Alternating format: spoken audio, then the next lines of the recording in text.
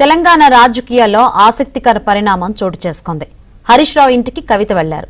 హరీష్ రావు తండ్రి సత్యనారాయణ నిన్న చనిపోయారు. దీంతో కవిత తన భర్త అనిల్తో కలిసి హరీష్ రావు ఇంటికి వెళ్లి పరామర్శించారు. హరీష్ తండ్రికి నివాళులర్పించారు. ఆయన కుటుంబ సభ్యులతో మాట్లాడారు.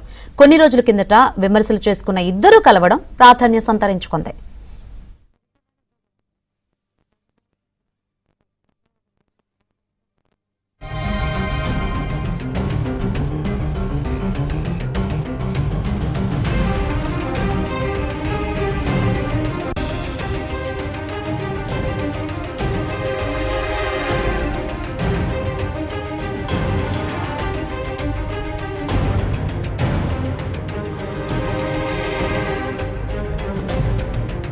తన భర్త అనిల్తో కలిసి హరీష్ రావు ఇంటికి వెళ్లి పరామర్శించారు.